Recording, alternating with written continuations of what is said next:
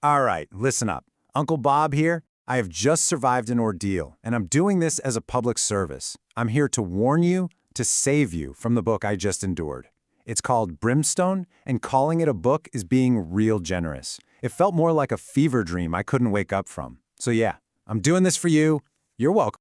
Right on the author's bio page, we get our first major red flag. Let me read this to you. Fantasizing about brooding anti-heroes. You see that? That's not an author bio, that's a cry for help. That's the literary equivalent to a tattoo that just says bad decisions. This one sentence right here is basically the trailer for the entire train wreck that's about to unfold. Okay, first up, let's try to figure out who anyone in this story even is. I'm calling this section the who's who of who cares. And I'll tell you right now, I tried to make a character chart. I did. Got out a whiteboard and everything. By the end, it looked less like a story map and more like I was trying to explain a conspiracy theory. So let's just jump into this mess of names together. Okay, first name up, Saeris. Saeris. Is that a person or a prescription medication? Ask your doctor if Saeris is right for you. She's supposed to be our hero. Let's just keep moving. Next, we've got Kingfisher. A kingfisher? You know, the bird? Are we naming a legendary warrior here, or are we starting a bird-watching club? What's next? A dragon named Blue Jay? And it gets better. Carrion Swift. Yes, you heard me. Carrion, as in dead stuff on the side of the road. Carrion. This character is literally named after buzzard food. You're expecting some cool, swashbuckling hero, and instead you get a name that makes you think of roadkill. Wonderful. And then this thing. Ammontraíeth. What? I'm not even going to try it. It's a fortress, apparently. It sounds like something you'd have to assemble yourself with a tiny Allen key from IKEA. Just Ammontraíeth. Buzz off, you silly goose. Oh, and here's another one. Yvelia. You know what? No, I'm not doing it. It's some magic sword. At this point, I'm convinced the author just sneezed on a keyboard and decided to call it a language. So here are our two main guys, the brooding anti-heroes. On the left, you got Fisher. His whole deal? He smells like pine and cold mountain air. You know, like one of those little tree air fresheners you hang in your car. And on the right, Loreth. He smells of soot and ichor. What is ichor? I don't know, but I bet it's unpleasant. So your choices are Mr. Car Freshener or Mr. Creaky Leathers who smells like a chimney. What a lineup. Okay, everybody, buckle up. We're about to talk about the magic system, and I use that term very, very loosely. It's less of a system and more like a bunch of random ideas thrown into a blender. The main thing you gotta know about is this stuff called Quicksilver. So what is it? Well, it's a liquid metal, but it's also a portal. And sometimes it's a plague. And oh yeah, it can also be a person. It's whatever the story needs it to be at that exact moment. It's the magical duct tape of this world. Got a problem? Just throw some Quicksilver at it.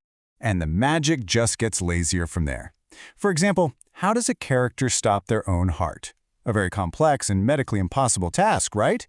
Wrong. Step 1, just kind of picture your heart taking a little break. Step 2, that's it. You're done.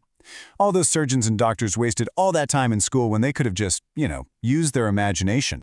Now, we need to talk about my favorite moment in this entire book. A moment of pure, unfiltered genius. Our buddy Loreth, Mr. Soot and Ichor, gets in a fight, and his go-to move, his signature technique, is to jam a severed hand down another guy's throat. Oh, wait, my mistake. He doesn't jam it down the other guy's throat, he jams it down his own throat. No, I am not kidding. This reminds me of something. Just the other day, I was trying to open one of those hard plastic packages, the kind, a clamshell package. I'm fighting with this thing, I got scissors, I got a box cutter, I'm thinking about just setting it on fire. And in all that rage, you know what thought never crossed my mind? The thought that the solution to my problem was to swallow a dismembered human hand, because I'm not a complete maniac. Okay. Phew, all right. Let's talk about the creatures. It's not so much a fantasy world as it is just a random list of things.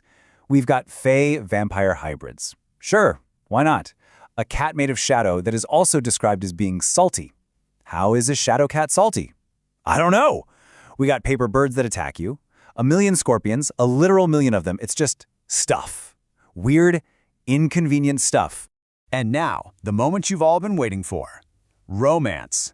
But in this book, love isn't some grand emotional journey. Nope, it's all about how people smell. Get ready for some romance by way of aromatherapy. This is how the romantic hero is described. He smells of bruised herbs. What does that even mean? Did he just lose a fight in an herb garden? Citrus, smoke, leather, pine. He doesn't smell like a person. He smells like a gift shop in a mountain town. I mean, come on, is this a fearsome magical warrior we're talking about? Or is it the clearance aisle at Yankee Candle? Because it's starting to sound a lot like the clearance aisle at Yankee Candle. And just when you think it can't get any weirder, it does. Because in this world, they can also smell emotions. Characters will say things like, "You smell of laughter," or "Your scent is peace." What does peace smell like? Freshly baked bread? Clean laundry? It smells like the author completely gave up trying to describe things. That's what it smells like. So here we are. We made it. We have waded through the nonsense names, the magic goop, and the clouds of scented candle cologne. We've reached the end. It's time for the final verdict. This book has over 49 chapters. 49. That isn't a story, that's a hostage situation.